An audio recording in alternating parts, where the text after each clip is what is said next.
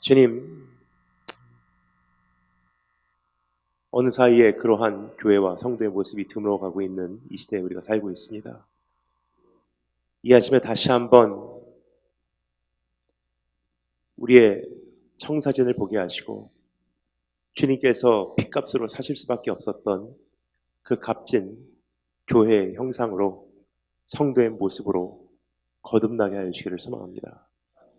이 아침을 깨우신 우리 주님, 이 가운데 찾아오셔서 이 짧은 시간이라도 우리의 마음을 가지고 주님께서 씨름하여 주시옵고 우리의 심령을 주님께서 되살려 주시옵고 주의 말씀으로 소생케 하여 주시기를 소망합니다.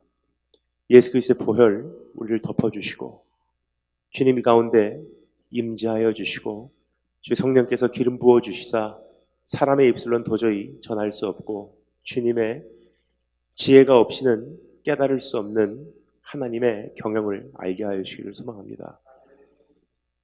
살아계신 우리 주 예수 그리스도 이름으로 기도합니다. 일반적으로 우리가 너무나 잘 알고 있는 현숙한 여인에 대한 기록입니다. 어렸을 때 이러한 여인을 만나고자 얼마나 기도를 해왔는지, 그러나 이 말씀을 읽으면 읽을수록 한 가지 더 명확하게 깨달아지는 사실이 있습니다. 그것은 지금 이 기록은 어떠한 여인이 되기 위한 그 현숙함의 목록이라고 하기보다 이것은 하나님의 백성에 대한 소개가 아닌가 생각이 됩니다. 즉, 이 내용은 교회에 대한 요구인 것입니다.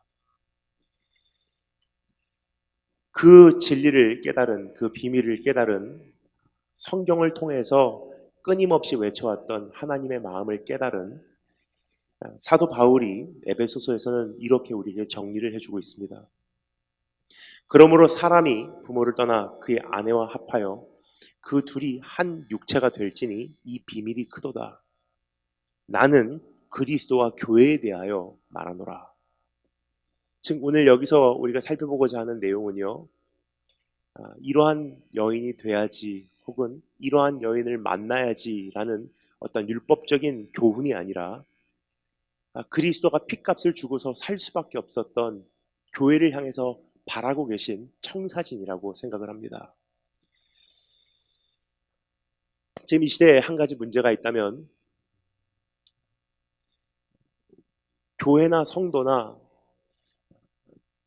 그 안에서 지혜가 메말라가고 있는 현상이 아닌가 싶으며, 또는 그 현숙한 그 성품이 드물어가는 시대가 되지 않았나 생각이 됩니다. 그래서 이제는 우리의 모습으로 돌아옴으로 주님께서 그토록 바라셨던 그 형상으로 빚어짐으로 건강한 교회, 성숙한 성도, 그리고 이 도성에서 칭찬받는 하나님의 백성으로 다시 한번 한 걸음을 내디딜 수 있는 축복이 있으시기를 주님으로 축원합니다. 그래서 오늘 이 시간 이 말씀을 다음과 같은 세 가지로 나누어서 짧게 오늘 이 아침에 살펴보도록 하겠습니다. 첫 번째, 현숙한 여인의 사명, 즉 이 현숙한 여인은 무엇을 위해 인생의 목적을 삼고 존재하는가. 두 번째, 현숙한 여인의 열정, 현숙한 여인의 열심입니다. 이 여인의 그 모습에 대해서 우리가 조금 더 구체적으로 정리할 수 있으면 좋겠습니다. 그리고 마지막 세 번째, 현숙한 여인의 남편에 대한 소개를 한번 우리가 받아보도록 하겠습니다. 그럼 첫 번째 따라해 주시면 좋습니다. 현숙한 여인의 사명. 이 말씀은 21절부터 25절까지의 말씀으로 구성이 되어 있습니다. 어떤 분들은 이렇게 생각하실 것입니다. 본문 말씀이 10절부터 시작했는데 왜 10절부터 20절까지의 말씀을 건너뛰고 왜 처음부터 21절부터 25절까지의 말씀을 살펴보고 있는가라는 질문을 하실 것입니다. 하지만 이 말씀을 준비하는 가운데 이 말씀이 갖추고 있는 그 문법상 형태를 발견하게 되었습니다. 이 말씀은 영어로는 chiasm, 우리말로는요 교차 배열법이라는 형태로 구성이 되어 있습니다. 즉 10절부터 20절까지의 말씀과 26절과 31절까지의 말씀이 지금 우리가 살펴보고자 하는 21절부터 25절까지의 말씀으로 향하고 있다는 것입니다. 즉 이 말씀은요 23절을 기준으로 경상으로 이루어졌습니다. Mirror image. 그래서 결국 10절부터 시작한 말씀은 23절을 향해서 달려가고 있고요. 그리고 31절부터의 말씀은 다시 되돌아 23절을 향해서 달려가고 있습니다. 그래서 가장 중심에 서 있는 말씀부터 살펴보는 것이 옳다고 생각합니다. 따라서 이 말씀의 가장 중심에 서 있는 23절 말씀을 우리가 살펴볼 때 한 가지를 깨달을 수가 있습니다. 이 여인의 존재 이유입니다. 이 여인은 인생을 무엇을 목적 삼고 살아가고 있는가? 이 여인이 지금 발휘하고 있는 이 수많은 열심과 보여주고 있는 이 엄청난 현숙함이 결국은 무엇을 이루어내기 위함인가? 라는 질문이에요. 한번 따라해 주시겠습니다. 남편을 존귀케 한다. 23절 말씀 다 같이 한 목소리로 읽겠습니다. 23절 말씀 다 같이 한 목소리로 읽겠습니다. 시작.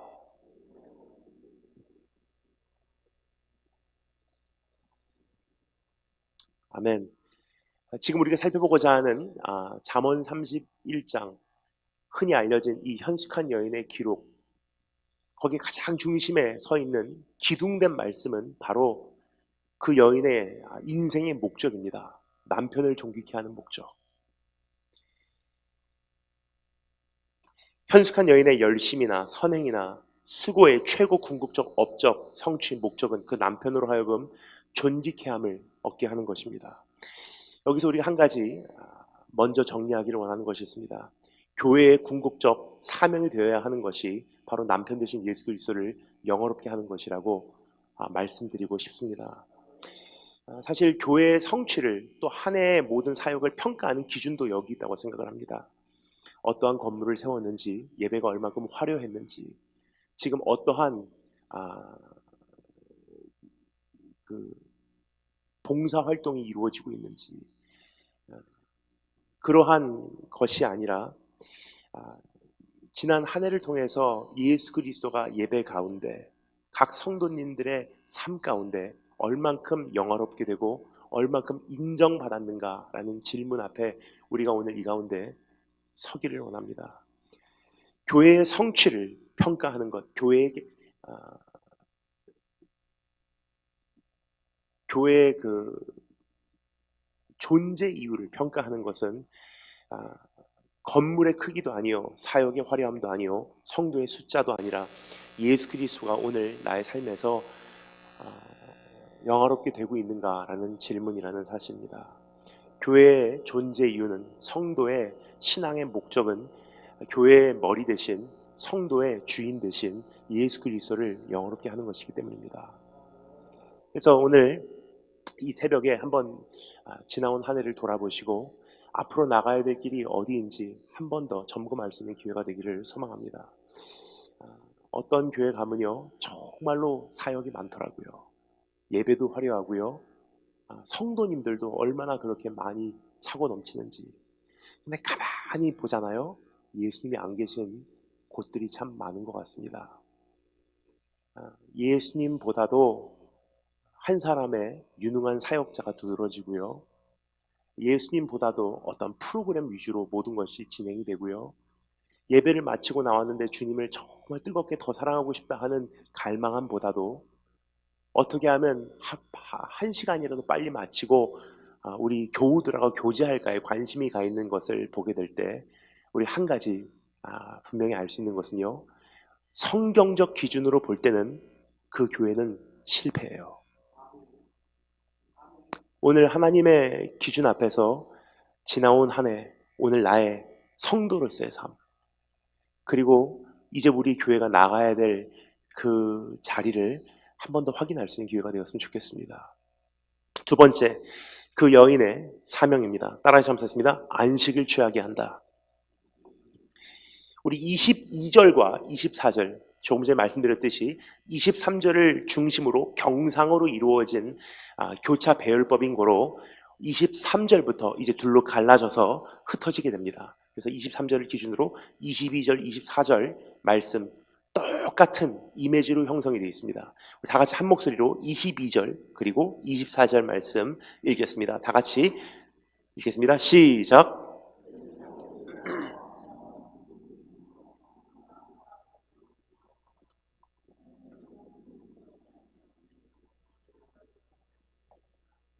아멘. 그 여인의 두 번째 사명은 안식을 취하게 한다. 평화의 공포자임을 우리가 알 수가 있습니다. 22절 말씀에 기록된 세마포라고 하는 단어하고요. 24절 말씀에 기록된 배로 옷을 지어 했을 때 그 배라는 단어는 사실 다른 단어가 아니라 공통어입니다. 근데 우리가 일반적으로 배옷이라 그러면 금식할 때 입는 그런 근신함을 나타내는 복장이라고 생각을 할 수가 있습니다. 그러나 오늘 여기서 말하고 있는 옷은요, 그러한 옷이 아닙니다. 이 말씀을 오랫동안 연구한 한 신학자가요, 지금 여기서 말하고자 하는 그 옷차림에 대해서 다음과 같은 단어로 단순하게 우리에게 정확하게 소개를 해주고 있습니다. The nightgown. 밤에 입는 옷이에요. 특별히 그 중동지방 많이 덥죠. 그래서 그 시대에 여인들은요, 바람이 잘 통하는 그러한 잠옷을 입고 취침을 취했다고들 합니다. 지금 이 여인이 가장 소중하게 생각하고 있는 것은요, 오늘 하루의 일과를 어떻게 마치고 내가 잠자리에 들었을 때 하루의 일과를 평가하는 유일한 기준은 얼만큼 일을 많이 했는가, 얼만큼 잘했는가, 그 사람하고 싸워서 이겼는가가 아니라 평안하게 잠잘 수 있는가. 평화라는 것에 자기의 인생 살아가는 기준을 두고 있는 것을 우리가 알 수가 있습니다. 근데 그것을 자기 혼자만 누리는 것이 아니라 그것을 그 배로 옷을 지어 다른 사람들에게 판매하는 여인임을 우리가 이 말씀을 통해서 알 수가 있습니다. 그는 배로 옷을 지어 팔며 띠를 만들어 상인들에게 맡긴대요. 자기 혼자만 그 평화를 누리는 여인이 아니라 그 평화를 다른 사람과도 공유하기를 원해서 그것을 퍼뜨리는 사람임을 깨달을 수가 있습니다. 여기서 말하고 있는 평화는요, 주님의 복음을 나타내고 있습니다. 하나님의 통치를 일컫고 있습니다. 하나님의 나라를 우리에게 소개하고 있는 것입니다. 그래서 이사야서에 보면요, 평화라는 단어하고요, 복음이라는 단어하고 주님께서 다스리신다는 사실을 우리에게 거의 공통어로 표현하고 있음을 알 수가 있습니다. 좋은 소식을 공포하며 평화를 외치며 산을 넘는 자들의 발길이 어찌 그리 아름다운 거. 왜요? 그들이 외치는 복음의 메시지가 무엇입니까? 주가 다스리신다. 주께서 통치하신다. 평화, 하나님의 나라, 하나님의 통치, 주님의 다스리심, 복음, 동일한 용어들입니다. 즉 그 여인은 일찍 깨달은 거예요. 하루의 일과를 마쳤을 때 오늘 하루를 평가하는 기준, 얼만큼 수입이 많았냐, 얼만큼 친구가 많냐, 어떻게 싸워서 이겨냈냐가 아니라 하나님께서 오늘 나를 어떻게 평가하시나, 내일도 또 돌보실 것이고 내일 아침에 눈을 뜰 때 내가 주의 형상으로 만족하리니 오늘 내가 정말 편안하게 잠을 잘 수 있습니다. 히브리서에 보면 안식에 대해서 우리에게 이렇게 소개하고 있는 내용을 접할 수가 있습니다. 출애굽을 한 이스라엘 민족이요, 신의 광야에서 그렇게 오랜 세월 동안 고생을 했지만 결국은 안식에 들어가지 못했다고 기록을 하고 있어요. 그 원인을 추적해보니 자기가 고백하고 있는 이 신앙하고 나의 삶하고 결부되지 않았다고 성경 기록하고 있습니다. 즉 내가 아무리 주님을 믿습니다, 주님을 사랑합니다, 난 주님을 예배합니다, 주님을 신뢰합니다라고 고백을 해도요, 실제로 나의 삶의 걱정과 근심과 일상의 문제와 결부되지 않으면요, 그 믿음은 가짜라는 뜻이에요. 어렸을 때 불렀던 노래가 기억이 납니다. 대한민국 사나이라면 누구나 한 번쯤은 불렀을 곡입니다. 사나이로 태어나서 할 일도 많다만 너와 나 나라 지키는 영광에 살았다. 전투와 전투 속에 맺어진 전우여 부모 형제 오늘 밤도 나를 믿기에 뭐라고요? 단잠을 이룬다 그래요. 무슨 뜻이냐면요, 부모가 나를 믿는 이 신뢰하고요, 지금 국가 안보 문제하고 결부되었기 때문에 그 결과가 무엇입니까? 단잠이에요. 평화라는 것은 정말 주님께서 나를 다스리시고 계시다, 내 인생을 주관하고 계시다, 내일 되면 또 필요를 채우실 거야 라는 확신이 없으면요, 이룰 수가 없는 게 단잠이에요. 근데 이 여인이 하루의 일과의 모든 초점을 어디다 두냐? 인생을 내가 정말 성공적으로 살아가고 있음을 어떻게 평가하냐? 하루의 일과를 마치고 내가 다리 뻗고 잠을 잘 수 있냐? 근데 그 엄청난 가치 기준을 발견한 이 여인은요, 자신만 그것을 누리는 것이 아니라 평화를 공포하고 있어요. 안식의 전도자입니다. 교회도 동일한 사명을 갖고 계시다는 사실을 여러분 기억하고 계신지요? 이 한 해를 마칠 때 우리의 자신을 평가하는 한 가지 기준이 있습니다. 평안하뇨. 주님께서 관심이 있으신 것도 바로 그 분야가 아닌가 생각이 듭니다. 어느 정도냐면 부활하신 주님이요, 가장 먼저 제자들에게 물어보신 질문이 바로 그 질문이에요. 평안하뇨. 어떤 분들은 이렇게 오해를 하십니다. 그것은 그 당시 그 지역에서 그냥 일반적으로 했던 인사입니다. 그런데요, 아무리 일반적인 인사라고 해도요, 어떻게 물어보는지에 따라서 진심이 느껴질 수가 있어요. 예를 들어서 영어도 동일한 표현이 있습니다. Hello, how are you? 그럼 보통 우리가 뭐라고 대답하죠? I'm fine, thank you 그래요. 그 답에 대해서 신중히 생각해 보셨습니까? 거의 생각을 안 하고 대답을 해요. 거의 공식입니다. Hello, how are you? I'm fine, thank you, and you. 그 사람이 나에게 How are you? 물어볼 때도요, 나에게 관심이 없을 거야를 전제로 빨리 대답을 해주는 것이 예의라고 생각을 합니다. 그리고 나 역시도요, and you 그랬을 때 그 사람이 실제로 어떻게 요즘에 지냈는지 별로 관심이 없어요. 알고 싶지도 않고요. 그것에 대해서 굳이 여러 가지 이야기를 늘어놓기 시작하면 귀찮아하는 것이 조금 요즘 시대의 어떠한 흐름이 아닌가 생각이 됩니다. 그래서 그냥 예의상 빨리 해치우는 공식이에요. Hello, how are you? I'm fine, thank you, and you. Anyways, let's go to 빨리 본론으로 들어갑시다. 그런데요, 진짜로 내가 그 사람의 삶에 대해서 알기를 원하고 관심이 있다면요, 똑같은 질문을 다시 해요. Hello, how are you? I'm fine, thank you, and you? No, no, no, no, no, no. Really, how are you? 그때부터는 신중해져요. 사실은 나 요즘 많이 힘들었어. 주님 앞에도 그 대답을 우리가 해야 될 줄 압니다. 너 요즘에 어떻게 지내니? 평안하뇨. 주님 나 잘 지내고 있어요. 목사니까, 선교사니까, 사역자니까, 장로니까, 가장이니까, 엄마니까 난 약해질 수가 없어요. 나는 잘하고 있어요. 그래서 주님께서 우리에게 다시 묻기를 원하는 질문, 아니야. 진짜로 너 요즘에 어떻게 지내니? 평안하뇨. 교회에게도 물으시는 질문이 바로 그러한 질문이 아닌가 생각이 됩니다. 요즘에 어떻게 지내니? 평안하뇨. 주님 사역 잘했어요. 정말로 우리가 달려갈 수밖에 없었고요. 우리는 싸워서 이겼어요. 주님께서 우리에게 묻기를 원하신 질문, 그거 말고 진짜로 교회 안에 평안하뇨? 서로와 편안하냐? 서로를 용서하고 있느냐? 서로를 사랑하고 있느냐?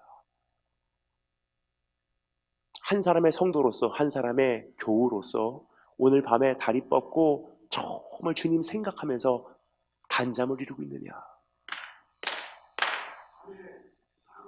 오늘 그 질문을 우리가 피해가지 말고요, 주님 앞에서 한 번 더 점검할 수 있는 기회가 되었으면 좋겠어요. 왜냐? 그것이 교회가, 성도가 존재하는 목적이기 때문이에요. 그것을 소유하여야 우리가 나눌 내용이 있지 않습니까? 세 번째 따라 점사했습니다. 내일을 준비해 준다. 우리 함께 21절, 25절 말씀 함께 읽겠습니다.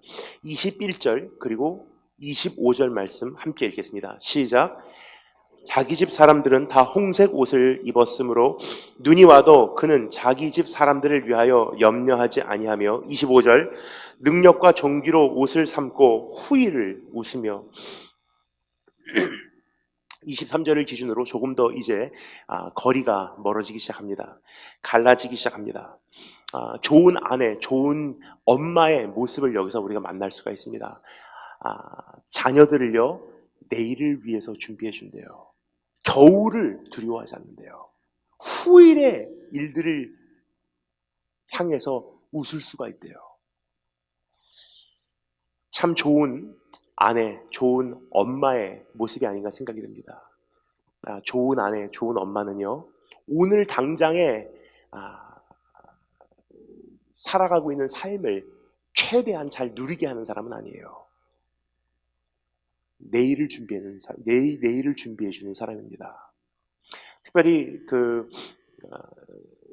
요즘에 문제가 바로 그것이 아닌가 생각이 돼요. 젊은 엄마들 가끔 주변에서 보잖아요. 아이들에게 정말 잘해주더라고요. 우리 아이는 인격적으로 대해야 돼요. 이 아이도 인격체니까. 그래서 중요한 것은요, 그러한 편협된 인격적인 교육으로만 아이들을 자라게 한 부모들, 언젠가 험한 세상 나갔을 때 이 아이는요 감당을 못하는 거예요. 지금 대한민국 사회의 가장 심각한 문제가 바로 여기 있지 않나 생각이 듭니다.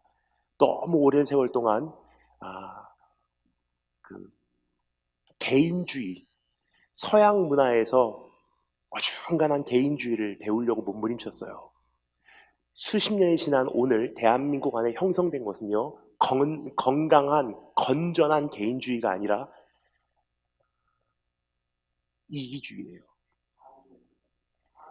개인주의는요, 나 한 사람의 인권이 중요한 만큼 다른 사람의 인권도 중요하기에 we find the middle ground, 중립적인 자리를 찾는 게 개인주의예요. 왜요? 나도 누구에게 패를 당하기 싫은 만큼 그 사람도 당하기 싫으니까 다 우리가 중립적인 자리를 유지하며 서로를 배려합시다.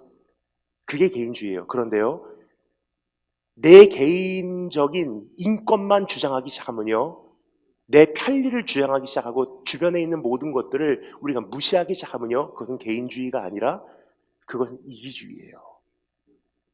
그러한 부모에서 지금 형성되고 있는 아이들이 사실은 참 좀 두려워요. 그래서 대한민국 사회를 두고서 전 많이 걱정을 합니다. 그러한 부모 밑에서 자란 이 아이들이요, 이제부터 10년, 20년 후에는 이제 나라를 이끌고 가야 될 아이들인데 다 이기주의적인 사람들만 이 나라에 살기 시작하면요, 이 나라는 어떻게 될까가 걱정이 되기 시작해요. 여러분, 이것은 어느 한 국가의 현실로만 이젠 자리 잡는 것이 아니라 거기서 흘러나오는 물은요, 이제는 이민교회 성도 한 사람 한 사람의 그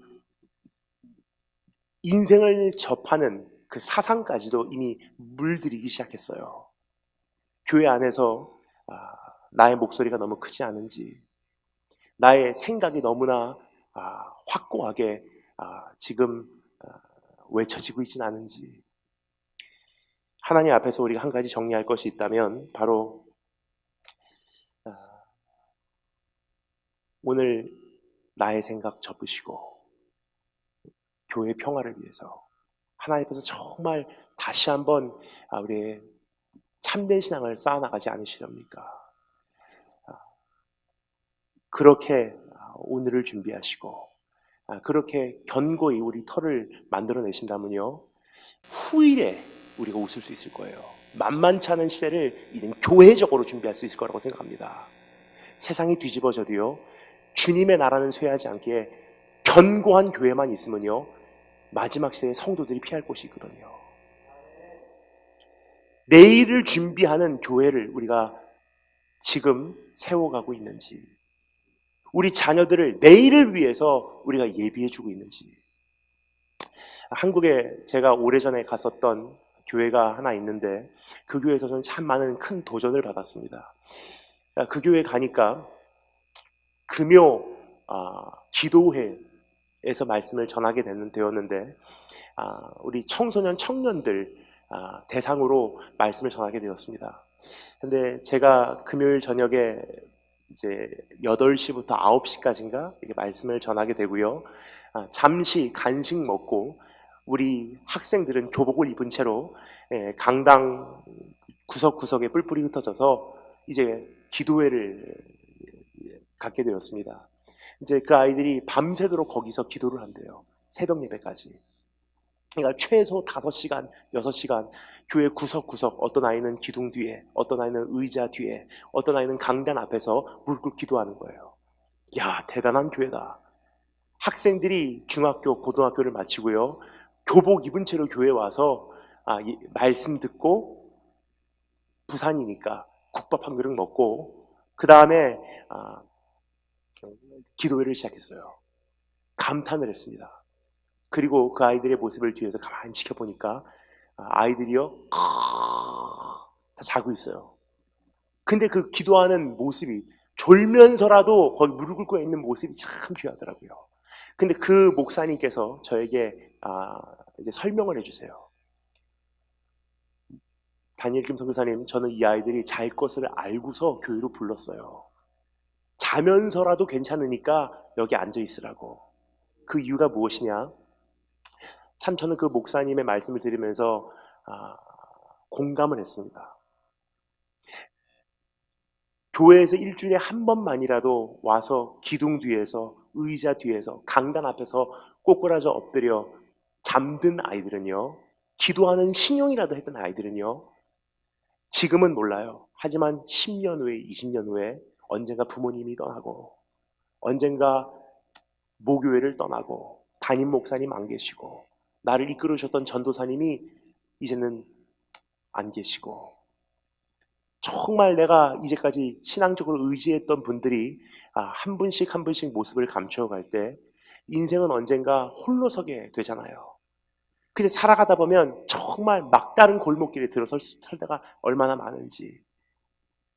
근데 비록 졸아도 어렸을 때 학교 마치고 피곤한 몸 이끌고 교회에 와서 잠을 잘지언정 거기 앉아 있었던 아이들은요, 정말 인생길 힘들 때 그 자리를 그리워하기 시작한다는 거예요. 그 목사님이 했던 사역은 다름 아닌 내일을 준비해 주는 사역이에요. 오늘 당장에는 열매 없어요. 교회와 성도와 특별히 신앙의 부모님의 역할을 평가하는 기준이 바로 여기 있지 않나 생각이 됩니다. 오늘 좋은 거 해주는 게 아니에요. 내일을 준비해 주는 역할이에요. 그래서 겨울이 와도 걱정하지 않도록. 오늘 그러한 현숙한 여인의 모습을 보면서 오늘 주님께서 그토록 바라고 계신 주님의 신부 되신 교회와 한 사람의 성도의 온전한 사명을 감당하고 있는지 우리 자신을 점검할 수 있는 기회가 되었으면 좋겠습니다. 두 번째 따라 점사했습니다. 현숙한 여인의 열심. 이 열심을 가만히 우리가 살펴보고자 하면요, 9가지 목록이 있습니다. 그러니까 9가지 제목들이 있습니다. 근데 그 제목을 다 살펴볼 시간도 없고요, 살펴볼 이유도 없어요. 왜 이유가 없냐?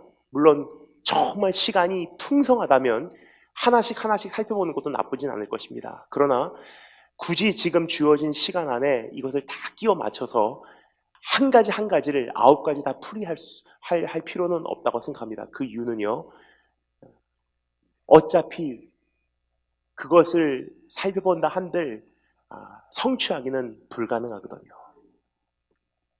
어떤 분들은 이 말씀을 오해를 하고 계세요. 성숙한 여인 이렇게 돼야 돼. 부지런해야 돼. 리더십이 있어야 돼. 근데 그것을 아무리 공부를 해도요, 됩니까? 안 돼요. 그런데 이 여인이 도대체 어떠한 모습인지는 알아야 되는 거로, 적어도 교회의 청사진, 주님께서 교회를 향해서 이러한 모습이 되어라 하는 주님의 바람은 알아야 되는 거로 우리가 9가지를 제가 짧게나마 하이라이트 해드리도록 하겠습니다. 그리고 가장 중요한 것, 그렇다면 이 9가지를 주님께서 우리에게 요구하고 계시지만 내가 도저히 그것을 내 노력으로는 이룰 수 없는데 어떻게 하면 됩니까? 라는 대책에 대해서 소개드리는 것이 오히려 좋을 것 같습니다. 9가지 먼저 정리하도록 하겠습니다. 첫 번째 따라하시겠습니다. 부지런함. 13절부터 15절 말씀, 그는 양털과 삼을 구하여 부지런히 손으로 일하며 상인의 배와 같아서 먼 데서 양식을 가져오며 밤이 새기 전에 일어나서 자기 집안 사람들에게 음식을 나누어 주며 참 부지런한 여인이에요. 그래서 남편을 영화롭게 하고 평화를 공포하고 오늘 하루의 일과를 마치고 참 행복하다. 거기에 삶의 기준을 두고 그리고 자녀들을, 남편을 내일을 위해서 준비해 주면요 사람의 손이 부지런할 수밖에 없다는 거예요. 할 일이 얼마나 많은지. 전 이번에 여기 오기 전에 인도에 있었습니다. 근데 인도에 가서 이번에 다시 한번 참 많이 눈물이 나더라고요. 지난 9개월 동안 아파서 누워 있었던 제 모습이 안타까웠어요. 그래서 기도가 바뀌었어요. 하나님, 제가 달려가다가 쓰러져서 주님 나라 가는 일은 있어도 누워서 병상에서 싸우다가 이렇게 끝나진 않게 해주세요. 왜냐하면 인도에 가니까 눈에 불이 튀어요. 할 일이 얼마나 많은지. 하나님 나라가 지금 급속도로 전진하고 있는데요. 내가 이러고 있을 때가 아니다라는 생각이 들더라고요. 여러분, 교회가 그 부지런함을 상실했다면요, 이젠 다시 한번 근신함으로 회복할 때가 되지 않나 생각이 듭니다. 부지런함. 근데 한 가지 안타까운 것은 편리주의, 실용주의적으로 가면서 한 가지 가장 중요한 것을 상실해버렸어요. 예를 들어서 편리주의, 실용주의 하다 보니까 PPT 띄워요. 핸드폰 갖고 다녀요. 그런데 이젠 부지런하게 성경 찾으면서 하나님의 말씀, 내 성경을 내가 읽진 않아요. 편리주의, 실용주의는요, 어떻게 보면 교회의 독이에요. 교회에게 가장 필요한 것은 편리한 것, 실용적인 것, 영향력 있는 것이 아니라 부지런함이에요. 오늘 그러한 모습이 내 안에 여전히 있는지. 두 번째 따라 적었습니다. 리더십. 여종들에게 일을 정하여 맡기며, 이젠 부지런한 사람들은요, 일이 보이기 시작합니다. 일이 보이기 때문에 혼자서 감당치 못한다는 사실을 깨닫게 돼요. 그럼 어떻게 됩니까? 델리게이션. 다 일을 맡기기 시작하는 거예요. 집사님 이거 해주십시오. 장로님 우리 일 같이 나눠서 합시다.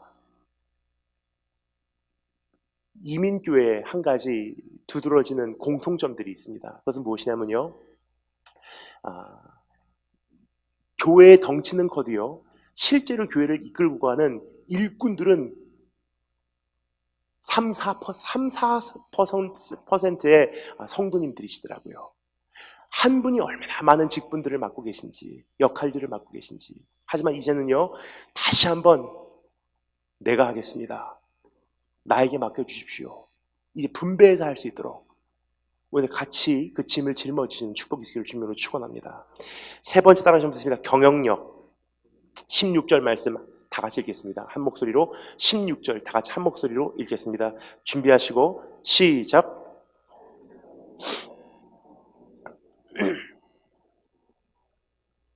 아멘. 부지런한 사람들은 일이 보이기 시작하고요. 그래서 이제는 분배할 수밖에 없고요. 그리고 주님께서 나에게 허락하신 일이 얼마나 귀한지를 깨달으면요, 잘 경영하게 돼 있어요. 그래서 밭을 사고 그것을 팔고 주님께서 나에게 맡겨주신 것을 배로 해서 올려드리고 얼마나 하나님 앞에서 잘 관리를 하는지, 칭찬받을 종들, 칭찬받는 여인, 칭찬받는 엄마, 칭찬받는 성도, 교회가 아닌가 생각이 됩니다. 오늘 그러한 모습으로 다시 한번 오늘 하나님 앞에서 맡은 바 본분에 충실히 살겠습니다. 결단이 이루어지시는 축복이 있을 주님을 축원합니다. 네 번째 따라서 감사하겠습니다. 굳건함. 17절 말씀 다 같이 읽겠습니다. 시작. 자기 자리를 지켜내는 모습이에요. 지금 이 시대에 한 가지 안타까운 것은요, 열정 참 많더라고요. 아는 것도 많아요. 주님 다시 오십니다. 신부 카페. 그런데 안타까운 것은요, 불면 이쪽으로 휘청 저쪽으로 휘청.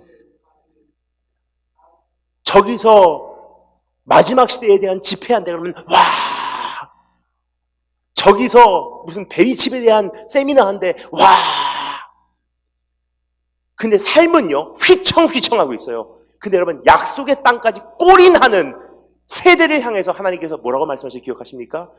광야의 시대 말고 이젠 약속의 땅까지 싸워 들어가야 되는 골인하는 시대, 그 세대 여호수아에게 하나님께서 딱 한마디 하세요. 좌로도 우로도 치우치지 마. 지금 이 시대에 가장 필요한 한 가지 주님의 권면의 말씀이 아닌가 생각이 듭니다. 굳건함. 하나님, 난 내 자리 지키겠습니다. 가정에서 지켜내겠습니다. 남편 돌보겠습니다. 내 자녀 내 책임입니다.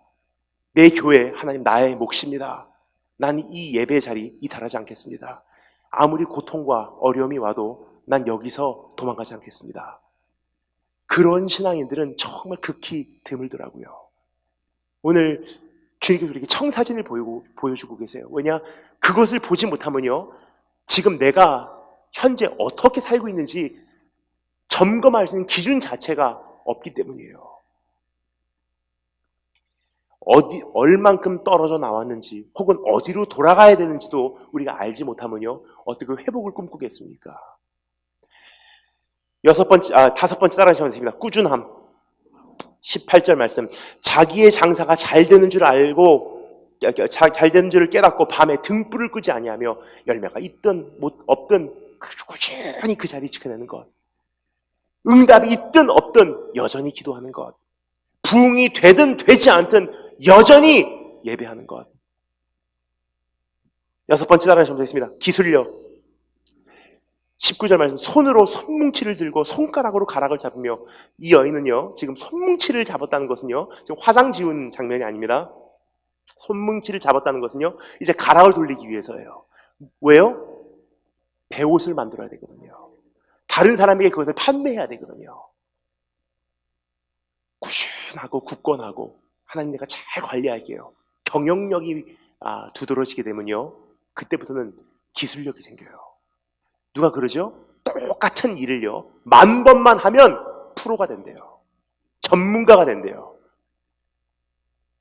우리가 10,000번까지도 미치지 못하는 아마추어 인생을 살아가고 있지 않은가. 하나님, 내가 기도 10,000번 이 자리 지키겠습니다. 하나님, 내가 전도 10,000번 이 자리 지키겠습니다. 꾸준하게, 굳건하게. 그러면요 이제 하나님 앞에서 우리 안에 새로운 능력, 있는 자에게 더 주신 하나님, 그분의 손길을 경험하게 될 줄 믿습니다. 7번째 따라하셨습니다. 섬세함. 27절. 자기의 집안일을 보살피고 섬세한 곳에 관심이 기울어지기 시작합니다. 8번째 따라하셨습니다. 정직함. 27절 말씀. 게을리 얻은 양식을 먹지 아니하니. 그리고 마지막 9번째 따라하셨습니다. 감사하겠습니다. 인자함. 그는 공고한 자에게 손을 펴며 궁핍한 자를 위하여 손을 내밀며, 20절 말씀입니다. 그리고 26절 말씀. 입을 열어 지혜를 베풀며 그의 혀로 인애의 법을 말하며. 참 기가 막힌 여인인 것 같지 않습니까? 부지런하고 리더십도 있고 경영력도 있고 기술도 있고, 그런데 그렇게 엄청난 커리어 워먼과 같은 인물이요 섬세하고요 인애를 말하는 사람이에요. 완벽한 여인상이 아닌가 생각이 듭니다. 이것이 사실 교회의 모습이에요. 그래서 예수님께서 그것을 생각하실 때 자신의 생명도 아깝지 않게 버리시고 그 신부된 교회를 얻기 위해서 희생하시지 않았나 생각이 됩니다. 여기까지 말씀드리면 어떤 분들이 부담을 갖기 시작해요. 빨리 다 적어야 돼. 내가 이렇게 살아야 돼. 근데 조금 전에 말씀드렸듯이 이것을 구체적으로 살펴보지 않은 이유가 있습니다. 왜냐?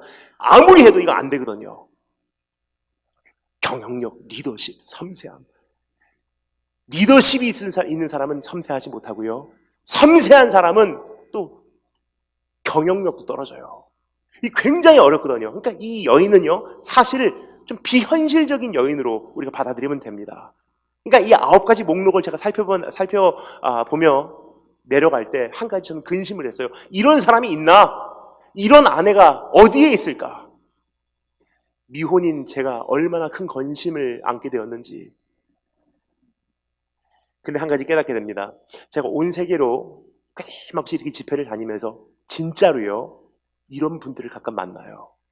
권사님, 어떠한 사모님들, 어떠한 젊은 교회 집사님들 가운데요, 가끔 진짜로 이런 분들 계시더라고요. 그때 제가 깜짝 놀랐어요. 정말로 이런 분들 계시구나. 근데 그분들과 만나면서 제가 한 가지 또 충격적인 사실을 깨닫게 돼요. 그분들은요, 현숙한 여인 세미나를 가서요, 이렇게 살아야지를 배운 적도 없고요, 잠언 31장에 있는 이 내용이 뭔지도 잘 모르시는 분들이세요. 그럼 이분이 어떻게 이렇게 됐나? 그분과 접하면서 깨닫게 된 사실이 있습니다. 굉장히 성경적인 방법이더라고요. 이렇게 살아야지, 경영력, 기술력, 부지런함이 아니라 한 가지 이루려고 하면 절대로 이룰 수가 없어요. 근데 이것을 이룰 수 있는 한 가지 방법이 있습니다. 유일한 방법이에요. 그분들을 만나면서 한 가지 공통점을 깨닫게 돼요. 주님 앞에서 정말 바로 살려고 몸부림치는 인생을 사신 분들이세요. 남편 문제 때문에, 가정의 불화 때문에, 자녀의 장애 때문에, 재정적인 어려움 때문에, 남편의 핍박 때문에, 시어머니, 시아버지의 그 핍박 때문에 주님 하면서 사는 분들이세요. 난 부지런해야지, 리더십을 키워야지 생각해본 그것에 관심을 가질 여유도 없는 분들이세요. 주님, 오늘 하루 주님 나 안 붙들어주면 난 큰일 나요. 오늘 나 주님께서 나를 놓치시면 난 오늘 제정신으로 살아갈 수가 없어요. 난 주님 없이 오늘 살아갈 수가 없어요. 주님, 그거 하기에 바빴던 분들이세요. 그런데요, 그러한 삶이 1년 쌓이고 나다 보니 어느 날 깜짝 놀랄 현실을 발견하게 됩니다. 본인이 의도한 것도 아닌데 이러한 모습이 되어 있어요. 여러분, 오늘 하나님 앞에서 교회를 진단하는 이 목록을 말씀드린 이유는요, 이것을 보면서 여기서 내가 못하고 있고 이것을 내가 상실하고 있고를 발견함으로 한 가지를 깨닫기 위해서예요. 내가 정말로 주님을 거기까지 경외하며 사모하며 갈망하고 살아왔는가? 주님을 거기까지 사모하고 갈망하며 우리가 달려가지 않으면요, 하나씩 교회의 이 모습들은요, 상실되고 부서지고 변질되고 희석되게 돼 있어요. 그래서 이 모습들을 우리가 점검함으로 내 안에 주님을 향한 갈망함이 얼만큼 메말르지 않았는지 다시 한 번 더 확인할 수 있는, 내 자신을 온전히 진단할 수 있는 기회가 되기를 소망합니다. 여러분, 여기까지 말씀드리면 그러면 내가 어떻게 주님을 더 갈망하고 사랑할 수 있을까요? 라는 질문을 하실 거예요. 그 답을 우리 잠시 살펴보도록 하겠습니다. 마지막으로 우리 사실은 10절부터 12절 그리고 28절부터 31절 말씀인데 10절 말씀만 한 번 더 읽도록 하겠습니다. 10절 말씀 중요한 말씀입니다. 한 구절 한 목소리로 한 번 더 읽겠습니다. 시작!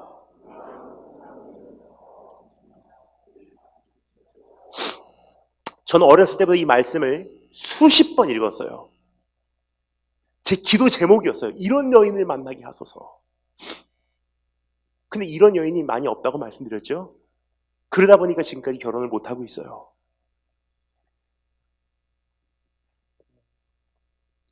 그런데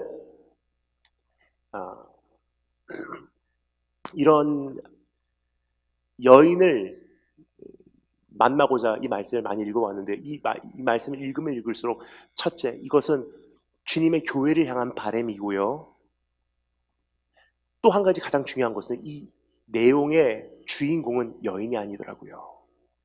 오늘 이 여인의 이 말씀의 주인공은요, 이 여인의 남편이에요. 뭐냐? 지금 우리가 읽은 이 말씀을 여는 첫 번째 구절이 무엇이냐? 누가 이러한 현숙한 여인을 얻겠느냐? 이런 진주보다도 값비싼 여인 누가 얻겠느냐? 그러면서 이 여인이 얼만큼 굉장한 여인인지 소개하는 거예요. 근데 결국은 우리의 관심이 어디로 돌아갑니까? 그런 여인을 얻을 만한 남편이 도대체 누구냐는 거예요, 결국은. 그런 여인이 있으면요, 여러분, 무엇을 지불 안 하겠습니까? 그런 여인은 진주보다도 값지니라. 특별히 이 여인은 르무엘 왕의 어머니의 가장 이상적인 내 아들을 위한 아내의 형상이에요. 아들아, 이런 여인을 만나라. 여자는 이래야 돼. 그래서 잠언 31장 이 말씀은요, 르무엘 왕의 어머니가 아들에게 알려주는 조언이에요. 이런 여인을 만나야 돼. 그런 여인을 만나면 아끼지 말고 확 잡아야 돼. 무엇을 지불해서라도 괜찮아. 그러나 한 가지 또 기억하기를 원하는 것이 있습니다. 하늘나라에서 그러한 이야기가 있었지 않나 생각이 돼요. 아들아, 이러한 아내를 만나야 돼. 이러한 신부를 맞이해야 돼. 순결해야 되고, 성숙해야 되고, 신실해야 되고, 충실해야 되고, 부지런해야 되고, 너를 정말 사랑하는 그런 아내를 맞이하렴. 근데 예수 그리스도께서 사실 아버지와 함께한 결정입니다. 예수 그리스도께서 아버지께 데리고 온 아내는요, 부정한 여인이에요. 가늠하는 교회, 세상과 동침하는 성도, 예수님을 온전히 사랑하지 못하는 우리, 더럽혀진 나의 모습. 근데 예수님께서는요, 아버지, 이 여인을 사랑합니다. 그리고 진주가 아니에요. 내 생명 버려서 이 여인을 사랑하기를 원해요. 그래서 핏값으로 사신 교회예요. 오늘 이 말씀의 내용과 교회와의 한 가지 운명적인 차이가 있다면요, 오늘 이 말씀은요, 이런 여인이기 때문에 남편이 진주보다도 더 값비싼 값을 치르고 왕비로 얻는 장면이고요, 교회의 현실은 그렇지가 않아요. 전혀 반대예요. 이런 모습이 아닌 우리임에도 불구하고 진주보다도 더 값비싼 예수 그리스도의 피의 값을 치르고 아내로 맞이해 주셨기에 그 사랑을 조금이나마 깨닫는 우리가, 하나님, 그러면 내가 이제 좀 바로 살게요 라고 변화돼가는 주님의 요구가 담겨져 있는 내용이 아닌가 생각이 듭니다. 여러분, 오늘 현숙하지 못한 나의 모습을 주님께서는 얼마나 그 안에서 소망하시고 꿈꾸시고 온전히 만들어내시기를 간절히 바라시고, 그리고 이 모든 과정 가운데 나를 사랑하고 계신지, 현숙하지 못한 교회를 보고서도 하나님께서 여전히 피의 값으로, 피값으로 사신 교회라고 얼마나 귀하게 여기고 계신지, 오늘 그 사실을 다시 한번 절실히 깨달으시고 이제는 그것 때문에 그 사랑의 빚진 자로서 현숙한 성도의 모습으로 나아가시는 축복이 있기를 주님으로 축원합니다. 다 같이 기도드리겠습니다.